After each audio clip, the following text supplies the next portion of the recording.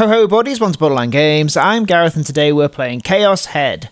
Last time, on Chaos Head, you tracked us down in At Cafe because of course you would be able to, because we only go to our home and At Cafe, so where else would we be? Anyway, we decided to hold up in At Cafe and she burst in the door and found us and said, "Hey, I want you to be happy, but I want you to stop killing people."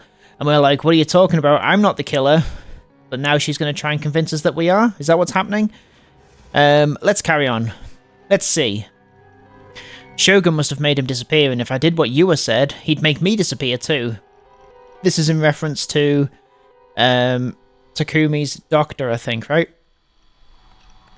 Because the doctor suddenly disappeared for no reason. Let's carry on. I don't believe her. It's not true. It's not true, it's not true, it's not true, it's not true, it's not true, it's not true, it's not true, it's not true, it's not true, it's not true, not, it's not true, it's not true, it's not true, it's not true. Oh my god, guy. It's not true. I was stuck in my own head. I shoved Yua off me with every ounce of strength I could muster. Ah! Ah! Slamming into the wooden sliding door behind her, Yua slumped down to the floor with a grimace. Finally freed from Yua's grasp, I grabbed my bag, stepped over Yua's body and made for the exit. Wait! Still crumpled on the floor, Yua grabbed my ankle. Her hair was disheveled and her glasses were falling off her face, but she made no effort to fix them. Seeing her clinging so desperately to me terrified me so much. A pathetic scream escaped from her mouth. Eee! She was my enemy, one of Shogun's underlings. I won't be deceived. I won't be deceived by you ever again. Don't touch me! I shouted as loud as I could, and Yua quickly let go of me. In that window, I bolted out of the room. And I went to the toilet. I tore a 5,000 yen bill from my wallet and slammed it down on the counter in front of the dumbfounded receptionist. And then, without getting my change, I burst onto the elevator leading outside. I nearly tumbled out of the elevator as I burst outside. Let me just get a sip of water. The sun was already setting. I examined my surroundings. There were people everywhere. Run. It doesn't matter where, just run. I mean, you can't go home, can you? Because she knows where you live. My base wasn't safe. She was following me. I had no idea where to even go, but I started running anyway. Thinking that Yua might get off another elevator at any moment now, that she might threaten me again in that ice-cold voice of hers. I didn't want to stay there for even a second longer. I looked behind me over and over again, but I kept on running regardless of what I saw. The pedestrians were all in the way. I bumped into a businessman and a DQN-esque high school girl. When that happened, I was showered with curses. But I still didn't stop. I just kept on running.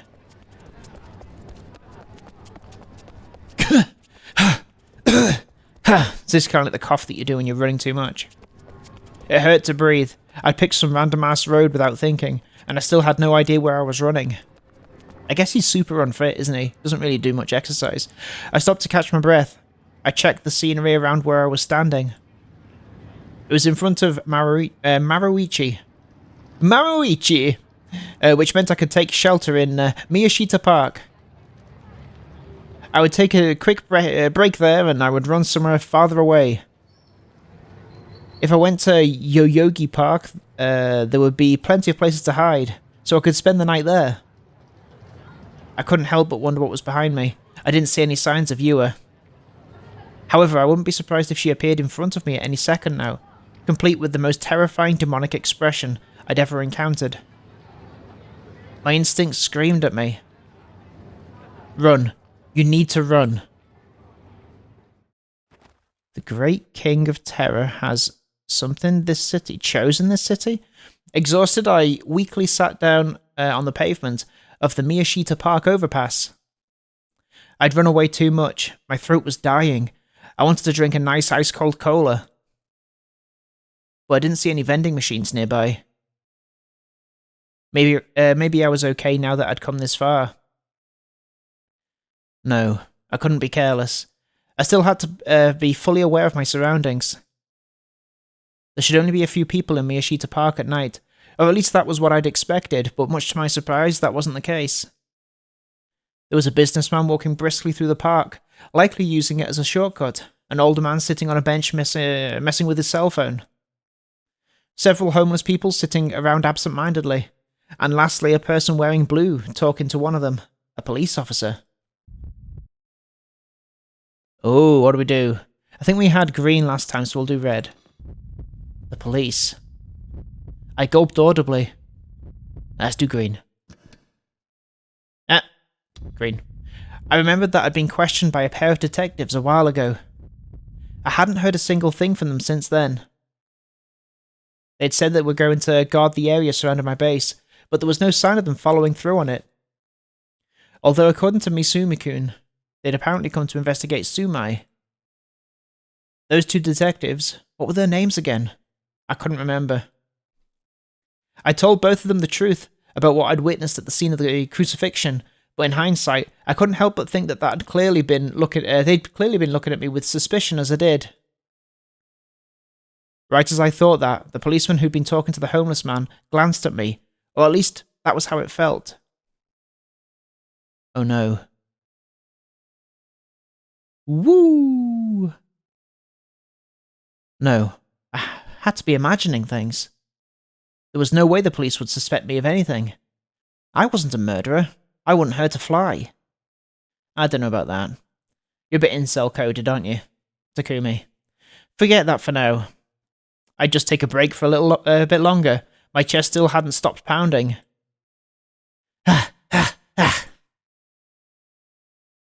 Nope. For no particular reason, I looked up at the night sky as my shallow breathing continued.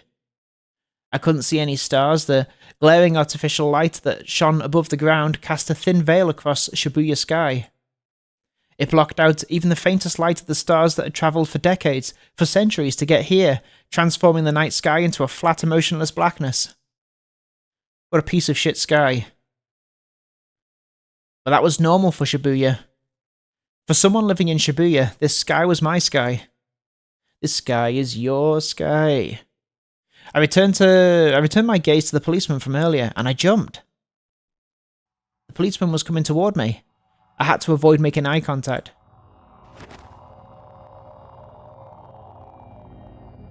I stood up and turned my eyes to the road stretching under the overpass. The footsteps were getting closer and closer. I prayed from the bottom of my heart that they would pass by me. But... Excuse me. A voice called out, one that was clearly directed at me. Can I have a moment? My heartbeat, which had only just started to calm down, began to violently pound in my chest once more. Sorry, I'm in a hurry. Can't say it looks like it. What reason could this cop have possibly had for talking to me? I started putting a list together inside my head. Because I'm alone at night in an unusual place. Because I look suspicious. 3, because they're just questioning people at random. Because the police think I'm a suspect for the new gen case. Do you have any ID on you? Oh, I know, you have a student handbook, don't you? You mind showing it to me? Damn it. I didn't have time for this. I needed to hurry up and hide somewhere less conspicuous. If I didn't, you would find me again. But if I ran away from the cops, I could get arrested for obstruction of justice. Not only that, but if they were investigating me because of reason number 4, then bolting will put me in an even worse position. Regardless of the circumstances, I had to get past this cop, and I had to do it fast. With no other options, I took my student handbook out from inside my uniform pocket and handed it to the officer. The officer took it and flipped it open to check my name and photo. Immediately after, something changed in his face. His expression stiffened. Uh-oh. What? What was up with him? Did my name really warrant that kind of reaction? Maybe I really am a new gen suspect. The police were mistaken. I hadn't done anything. Yua made up her mind and decided that I was the new gen criminal. She said I just wasn't aware of it. That couldn't be true. I didn't sleepwalk, I didn't have multiple personalities. Stop screwing with my head. Thank you for your time. To my surprise, the policeman readily returned my handbook to me. He then quickly turned back around and headed toward the park, almost as if running away. How he was acting spoke far louder than words. I had a terrible feeling about this. Did they actually suspect me? I stared at the officer's back, frozen. Then the policeman suddenly gave a light bow to the man sitting on the bench, or at least that was what it looked like. Something's off. Was it just my imagination? I knew for a fact that he'd looked at the man on the bench, but I couldn't figure out if he'd actually bowed to him or if it just looked like he had. The policeman left the park directly after that. The man on the bench looked like he was still messing with his cell phone. Looked like being the key words. It didn't even look like his fingers were moving. I couldn't see him clearly because of the darkness. Imprisoning me. Normally the cell phone screen would be glowing, but the one he was holding was completely dark. Suspicious. Something's really off here. I looked around to check on everyone else in the park. One of the homeless people was no, they weren't. They were slouching on the ground at the base of a large tree, a spot that was far removed from the others. He didn't move in the slightest. All he did was hold up a strange sign, his face staring down on the ground. The 3 or so homeless people squatting in front of the small hut, covered by a blue tarp, didn't seem to be having much of a conversation. They were just sitting around in a circle. One of them had their hand over their mouth. It almost seemed like they were doing it deliberately, like they weren't trying to cover their mouth with their hand and collar or something, or at least that was what it looked like. I don't know why exactly, but something feels off. There was a strange sense of tension seizing the air. Granted, it could have been my imagination, but... Hold on. Was it possible that everyone was an undercover cop? Everybody! That delusion floated up to the top of my head and I shuddered. I frantically told myself that it was nothing more than that, a delusion. But even if it was, I didn't want to stay here any longer. Time to run. I broke into a sprint. I ran across the overpass and headed to the stairs leading to the Ayase Dory. I stopped right in front of them and whipped around to look behind me.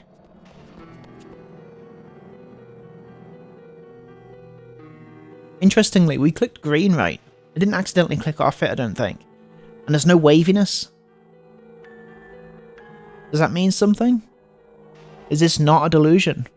Because I assumed that every time I clicked one of those colours, green or red, one of those colours, that that was a definite delusion. Maybe not. The man on the bench was getting up. None of the other people moved. His body turned toward me, but his head was facing sideways. His body turned toward me, but his head was facing sideways. Okay. He was making his way toward me. He seemed to be walking a little faster than someone normally would. He was chasing me. That man was a detective. His build was unusually bulky. I didn't even know what his job could be otherwise. I couldn't figure anything out from his appearance alone. I can't tell if he's a detective from just that. No, he had to be one. There was no way he wasn't one. He was tailing me. I couldn't stay here. I bolted down the stairs. Shit. Now it wasn't just Yua that was after me, but the police too. And I hadn't done anything wrong. I hadn't done anything at all. Should I just tell them I was innocent? But even if I did, I couldn't get away from the fact that I was literally running away from the police right now. Besides, I was sure that the police would find some way to pin it on me regardless. They would never believe an otaku freak like me. I didn't have time to think about what would happen next. For now, I just needed to get away from Yua and the police. That was the sole thought occupying my mind. I passed under a pedestrian overpass and ran up the stairs leading to it. There were people everywhere. All of them were blocking my path. It felt as if each and every one of them were deliberately getting in my way, like they all had some form of malicious intent. Everyone looked like they could be cops. I was this close to completely panicking. I looked behind me and saw someone sprinting after me. I caught a glimpse of a person cutting through the crowd, just like I was. It was one of the people that I'd seen in the park. I didn't know who it was. It didn't matter. They were following me regardless. I was horrified. If I got caught, my life would be over. I'd be falsely accused of a crime I didn't commit, sentenced to death, locked up in a high-security prison for decades and decades, and then after I finished enduring that living hell, I'd finally be told, "Alrighty then, your number's up, time for you to die." I didn't want that. I wouldn't be able to handle that. I didn't want to live like that. Even if I somehow managed to prove that it was a false accusation, once I was branded as a criminal, it would never go away. Everyone around me would just look at me suspiciously for the rest of my life. I didn't want that. I hadn't even done anything. I turned onto a small street that was completely deserted and kept running as hard as I could. This is the bar we went to the other day. But I'd been running ever since I left At Cafe and I still hadn't been able to catch my breath. My lungs were begging for oxygen. My legs were shaking with fatigue. I hated myself for not exercising more, but it was too late for that regardless. Finally, I couldn't run anymore, so I doubled over and gripped my knees with my hands.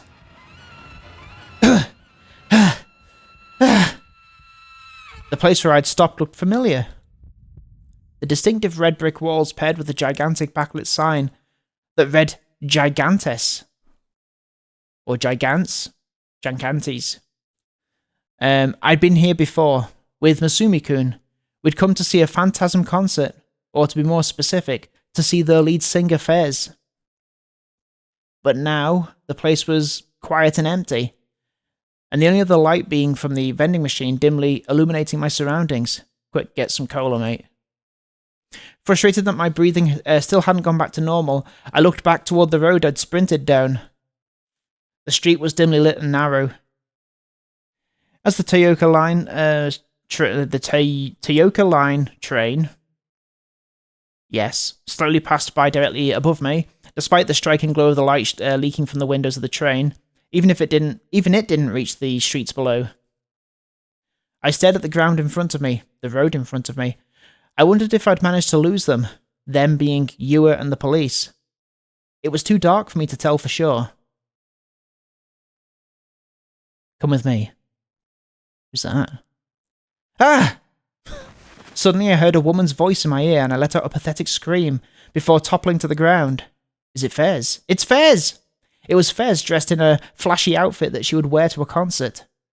As she quietly looked down at me from the darkness, the eruptive energy that she'd given off while she was on stage was now completely absent, making her appear almost transient, like she might disappear at any moment. Because of the darkness, I couldn't see her expression. As my mind wandered in my surprise, Fez gently held her hand out to me. Stand up. Quickly. Her tone of voice was dispassionate. But I could tell that she wasn't going to let me argue with her.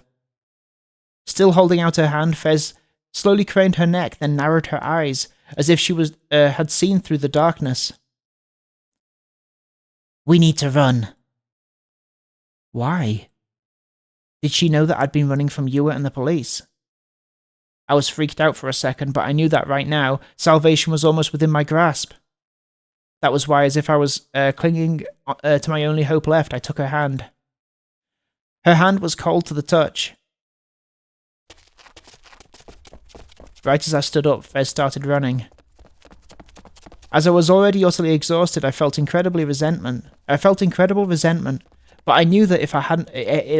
But I knew that if it hadn't been for Fez, I would have never been able to stand up again, and the police would have likely caught up with me. I still wanted to quench my dying thirst in some way, but I knew I couldn't afford to. Fez pulled me by the hand and led us forward. We entered a narrow alleyway and made turn after turn at various intersections. I had no idea where I was running to. I wasn't even familiar with the layout of Shibuya, so I had no choice but to follow Fez the entire time. I nearly entertained the idea that this could be another trap, set by Shogun, but I shook the thought from my head. Even if Fez was another one of Shogun's underlings, there'd be nothing I could do about it. There'd be nothing I could do about it.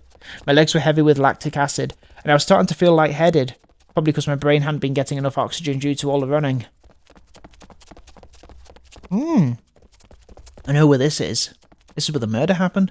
I was this close to crying out and saying that I couldn't run anymore. In fact, I may or may not have said it several times unconsciously. But even so, Fez never once looked back at me. She just kept on going. Before I knew it, I found myself on a road with a Shuto expressway ran overhead. Shibuya Station was only a little bit further away, but there were barely any people around. Without a shred of hesitation, Fez started to head down the stairs that led into the gaping maw of the underground. Upon reaching the bottom of the stairs, she finally came to a stop.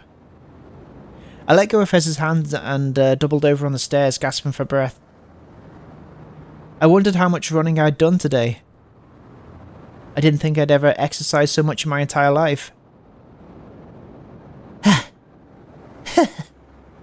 For a while, the only sounds present in the dim, dreary underground tunnel were the sounds of me and Fez breathing. I looked up at the entrance where we'd just come down from, but there was no sign of our pursuers. I guess that meant we'd managed to escape somehow. That aside, this was my first time learning that this underground passage even existed. On top of that, even though it was fairly close to the station, there wasn't a single person passing through it. One of the fluorescent lights that illuminated the tunnel was on its last legs, flickering on and off without end. There was the faint smell of rotten garbage in the air. It was a place that symbolized the underground side of Shibuya. If someone were to attack me here, even if I screamed as loud as I could, it may not even reach the outside. This was not a place I would ever want to come alone to. Alright. Well, I feel like the green one didn't work last time. Still breathing heavily, I slowly examined Fez's profile. On Facebook, she was a charismatic songstress who captivated the youth of Shibuya. People even called her a prophet. And now that very same Fez was here alone with an otaku freak piece of shit, like me. I wasn't sure what to make of it. Her forehead was beading with sweat, with several drops running down her cheeks. She was wiping it off with the back of her hand. Her breasts, exposed through her camisole, rose and fell with every breath she took. A glimpse providing healthy eroticism in the atmosphere flowing with ennui. Mo didn't do it justice. The best and only possible word befitting of her was erotic. Takumi's gross, isn't he? Let me work. What is a camisole? Camisole. It's like a top. Ah, okay. It's a sleeveless undershirt. Okay, cool. A camisole with its cross-shaped design was downright criminal. And I couldn't help but think that it didn't look like she was wearing a bra underneath. Maybe she really wasn't wearing a bra. That'd be very interesting, I think. What kind of underwear did Fez usually wear, I wondered. Probably the sexy kind, like black or red. But personally, I'd want them to be nice and clean white. Wait, what kind of stupid shit was I thinking about? Did I forget the situation I was in? You were being pursued, were you not? Oh, that was her. Huh? Yeah. By the police. I nodded in response. It wasn't just the police. Yua was following me too, but I was too exhausted to tell her that. I am the same. Huh? What was that supposed to mean? They asked me if there was a connection between the lyrics I wrote and some incident I cannot recall the name of. They were very insistent. New Gen. The lyrics that Fez had written matched up with that string of incidents. That was why all her sheep wouldn't shut up with all those rumours. They'd been saying that she was a prophet. It seems that they suspect me as the New Gen criminal. I thought the same thing back when I'd first heard her lyrics. Hell, I'd even thought that Fez herself was Shogun. But considering the fact that she'd saved me, she probably wasn't. Putting all that aside, I wondered why Fez was even there. Her saving me must have just been a coincidence. Yeah, it had to be. I mean, I'd been right in front of the concert venue, so there was probably just another concert today. You were being pursued as well. Why? Did you do something wrong? She told the police. Huh? That girl, she told the police that I'm... She's making me out to be the New Gen criminal. Yua was trying to set me up. God damn it. Shogun and that girl were going to ruin my life. I see. So we're both potential suspects then? Why was she laughing? I'm innocent. I yelled out frantically. My voice reverberated loudly throughout the underpass, but I couldn't stop now. I was just a witness. I just took some evidence back home with me without thinking. That's all. I didn't kill anyone. Then, Fez whispered, returning to her original dispassionate voice. It must be the guidance of a higher power. What? Another fucking mental case. Another goddamn Shunibuyu. Whether or not what you saw was real or an illusion is inconsequential. Oh, whether or not what you saw was real or an illusion is inconsequential. That horrible scene. Was there any possibility that it had all just been an illusion? But it had all felt so real. The pain and anger that you're harbouring now, it is all necessary. What was she saying? I was utterly dejected. I'd been slightly suspicious back at the concert, and I turned out to be right. Fez really was a total schizo freak. They say that there's a fine line between genius and insanity, but this is pushing it. That's why you must find it. Quickly. Find your sword. I was taken aback. That was what Fez had told me back when we met at school. If you do, you'll be granted salvation. She'd said this before. Aside from the police, what scared me the most was Shogun and his underlings. I had no idea why, but they were all trying to trap me, and they all clearly had malicious intent. In order to save myself from them, in order to protect myself, I needed a D-sword. Yes. Fez's lips twisted into the shape of a smile. You've been studying, it seems. If that's what you mean, then I already got one. I have a D-sword. It's at my house. I know. She knew. How did she know? I saw. You were walking directly in the middle of Shibuya. You were gripping a large toy and you looked fairly embarrassed. Was she talking about the day I'd bought the D-sword? Fez had seen me. Fuck my life. Wait a minute. What had she just said? A toy? The smile had already disappeared from Fez's face. She glanced at my face and let out a small sigh. Her sense of ennui. How do you say ennui? Am I saying it right or am I being a fucking fool? Ennui. It's said like this. Ennui, of course it's ennui, I'm a fucking idiot. Her sense of ennui, her aloofness was so pure, it made me feel uneasy. The sword you bought is a fake. I wasn't even that surprised. I'd expected it, honestly. The sword I bought was way too cheap compared to the one Cena had. It didn't even glow. Besides, the idea that a sword that would supposedly bring me salvation was being sold for 10,000 yen alongside sex toys was the least anime thing possible. So yeah, I wasn't surprised. Instead I felt a furious surge of anger well up inside me. Anger at the gloomy shopkeeper who tricked me. Anger at myself for being so pathetic that I'd be tricked that easily. Anger at Fez for saying nothing meaningful in the slightest instead of just giving me a straight answer. Fine. I stood up and moved close to Fez. Normally I would never have done something like that, but I was desperate.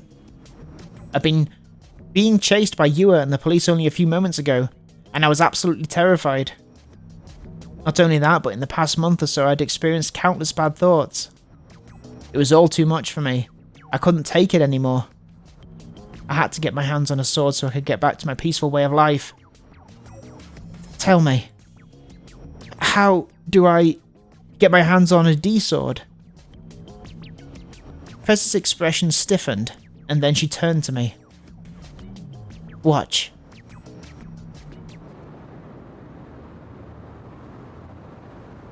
She suddenly thrust the palm of her hand, her right hand, out in front of me. Stopping me from coming any closer, Fez curled her right hand into a fist. And upon swinging her hand behind her in a motion resembling a back fist, together with a sound akin to that of a glass breaking, the empty space cracked, and then it shattered. Oh my god. My eyes went wide. I was speechless. Fez stared at me. Her expression had not changed in the slightest. Within the cracks of the shattered space was a deep darkness spreading wide. With her hand buried between the fissures, Fez pulled her hand back toward her with tremendous force. Whoa! Here comes the D-sword! Holy fuck. Now is this just a delusion? Could be. And now within that hand was a giant sword. A D-sword! The fissures in the empty space were repaired in an instant. The cracks disappeared as if nothing had even happened. It had all happened in the span of a few seconds. Ah! Had that been a magic trick? Or was what I was seeing just a delusion? It was far too removed from reality. I couldn't believe what had just happened right in front of me. This was a fantasy anime. This sword is that which bends fate to its will. That sword. It was the same one she'd been wielding at the concert. The same one I'd mistaken for a microphone stand. Its shape almost looked like a battleship ripped straight from a sci-fi anime. This sword is that which converges all sorrows. There were no straight lines to be found on it, and yet it appeared incredibly sharp, incredibly beautiful, incredibly sinister. This sword is that which interferes with the transcendental place? My dentist. And that if you do so much touched it, your fingers would be severed from the bone. Wait, what do you mean transcendental place? I was mesmerised. Her D-sword utterly captivated me. Which was why I'd asked her that without thinking.